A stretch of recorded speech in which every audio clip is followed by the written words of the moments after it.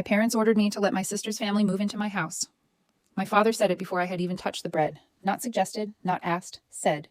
We were at Maroni's, the same dim Italian place where my family liked to package disasters as announcements.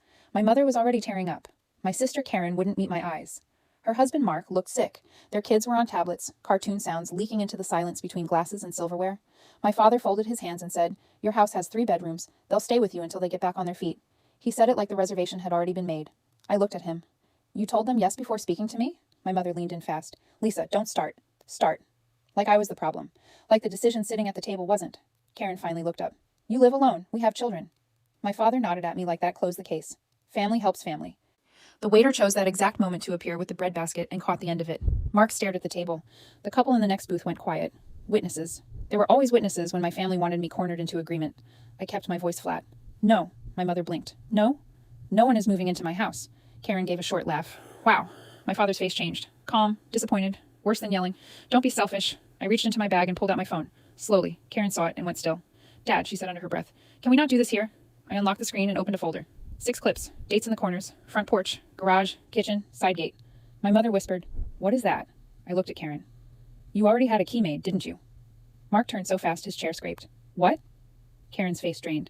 I don't know what she's talking about. I hit play and turned the screen toward the table, my front porch. Tuesday, 2:14 p.m. Karen walking up to my door, glancing over her shoulder, then using a key. Not knocking, not texting, just unlocking my house. My mother made a broken sound. Mark leaned closer. My father stared at the screen without blinking. Karen reached for my hand. "Turn that off." I pulled the phone back. "Why? It gets worse." I opened the second clip. My garage. Thursday. Karen inside with her phone to her ear, measuring the back wall with her arm. I turned the volume up. Her voice came through thin but clear. "The bunk beds can go here and Lisa can move all this office stuff out." Mark sat back hard. "Karen." She shook her head fast. "I was venting." I opened the third clip. My kitchen. Saturday. My front door opening. Karen walking in with my mother behind her carrying a tote bag. Karen opening my pantry and laughing.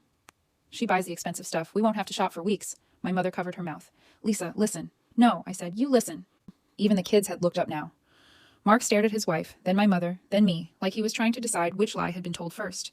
My father lowered his voice. "Put the phone away." I didn't. I opened the final screenshot instead. A message thread with my security company. Rekey completed. Exterior cameras upgraded. Remote archive enabled. Karen saw it and whispered, "You changed the locks." "The day after you tried the side door," I said. Mark looked at her fully now. "Tried?"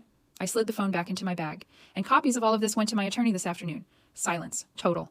My mother grabbed my wrist. "Don't do this to your sister." I looked at her hand until she let go. "You already did that when you gave her my address, my schedule, and a copy of my floor plan from the closing party." My father stood so fast his napkin dropped into the olive oil. "Enough." "Almost," I said.